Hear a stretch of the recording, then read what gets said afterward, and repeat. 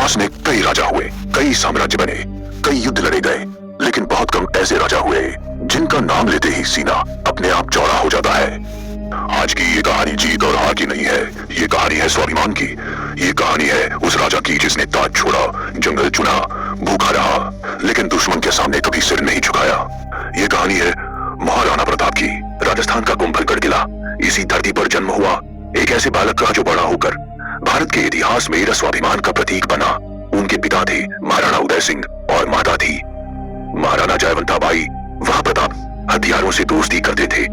कहते हैं कम उम्र में ही उन्होंने साबित कर दिया था कि ये बालक साधारण नहीं है। हम अक्सर इतिहास को ब्लैक और व्हाइट में देखते हैं, या तो कोई पूरी तरह हीरो या पूरी तरह विलेन, और लेकिन क्या सच में इतिहास इतना आसान होता है? आज हम बात करेंगे महाराणा प्रताप की, एक ऐसे राजा की जिन्हें हम बचपन से कभी न झुकने वाला योद्धा के रूप में जानते हैं। लेकिन सवाल ये है, क्या महाराणा प्रताप सिर्फ एक योद्धा थे या उससे कई ज्यादा? 17वीं सदी का भारत, मुगल साम्राज्य अपने चरम पर था। अकबर सिर्फ एक योद्धा नहीं कहा गया, तो फिर साफ थी हर राज्य से युद्ध जरूरी नहीं, कई राज्य से युद्ध जरूरी नहीं। कई राज्य को सम्मान, रिश्ते और सत्ता देकर साम्राज्य में शामिल किया गया। आमेर, मारवाड़, बीकानेर, इन सब ने मुगलों की अधीनता स्वीकार की और इतिहास में इन्होंने गद्दार नहीं कहा गया। तो फिर सवाल उठता है, महाराणा दो में महाराणा प्रताप मेवाड़ के शासक बने। मेवाड़ कोई साधारण राज्य नहीं था, ये राणा सांगा और रानी पद्मिनी की धरती थी, जहां झुकना राजनीतिक फैसला नहीं, संस्कृति का सवाल था। अकबर ने महाराणा प्रताप को कई बार संदेश भेजे।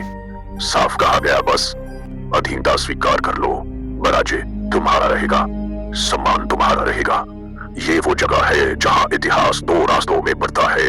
एक रास्ता प्रैक्टिकल पॉलिटिक्स, आत्मसम्मान का। महाराणा प्रताप ने दूसरा रास्ता चुना। अब आते हैं हल्दी घाटी के युद्ध पर। इसे अक्सर महान युद्ध कहा जाता है, लेकिन फैक्ट ये है कि ये युद्ध निर्णायक नहीं था।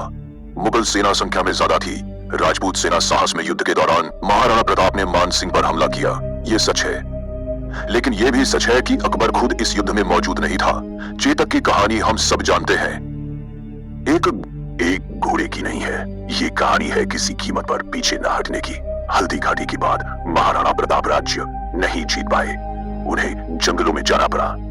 ये वो हिस्सा है जो किताबों में अक्सर छोटा कर दिया जाता है, क्योंकि यहाँ ग्लैमर नहीं है, यहाँ भौतिक सुख नहीं है, यहाँ भूख है, यहाँ संघर्ष है, यहाँ बच्चे हैं जो घास की रोटियां खाते हैं। ये दृश्य हमें बताता है कि युद्ध का वास्तविक प्रभाव राज्य और महलों तक सीमित नहीं होता, यह आम जनता तक पहुंचता है। और यही चीज हमें सोचने पर मजबूर करती है, क्या केवल सिंहासन पर बैठना ही राजा बनने का पैमाना है?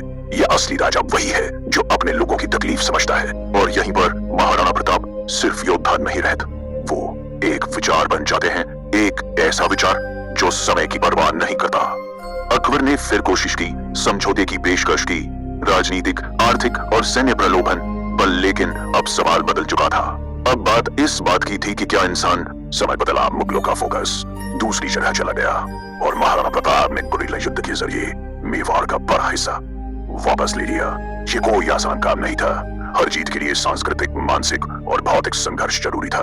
महाराणा प्रताप ने यह दिखा दिया कि एक असली नेता राज्य की सीमाओं में नहीं, अपनी नीति और आदर्शों में मौजूद होता है। एक 597 में उनकी मृत्यु हुई, बिना किसी विशाल साम्राज्य के, बिना किसी ताज के। कई लोग सोचते हैं क्या उनका जीवन असफल था, लेकिन अगर हम इतिहास को विस्तार से देखें तो पता चलता है कि असली सफलता सिर्फ साम्राज्य या ताज में नहीं है। तो फिर सवाल ये है, क्योंकि महाराणा प्रताप हमें ये नहीं बताते कि सत्ता कैसे पाई जाती है, वे ये बताते हैं कि सत्ता ठुकराई कैसे जाती है, कि कभी कभी इंकार करना सबसे बड़ा साहस होता है। यहाँ तक कि हमारी आधुनिक राजनीति में भी उनकी कहानी प्रासंगिक है। हर बार जब कोई विकल्प आसान दिखा, हर बार जब कोई रास्ता लोचशील होता है, तो हमें याद आता है कि कुछ आदर्श कभी समझौता नहीं करते। महाराणा प्रताप की ये विरासत है कि सम्मान, साहस और सिद्धांत कभी पुराना नहीं होता।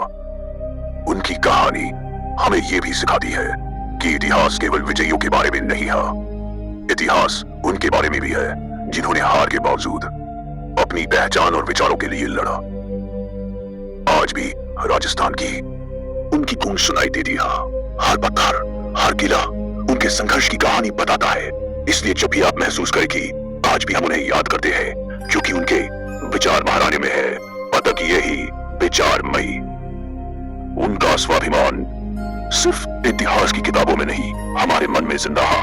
अगर आपको ये कहानी पसंद आई हो अगर आप चाहते हैं कि हम ऐसे ही इतिहास के अनछुए पहलुओं और सच्ची कहानियों को सामने लाए तो सब्सक्राइब करना ना भूलें और इस वीडियो को लाइक और शेयर कर, क्योंकि इतिहास केवल पढ़ने के लिए नहीं है, यह सोचने, समझने और सीखने के लिए है।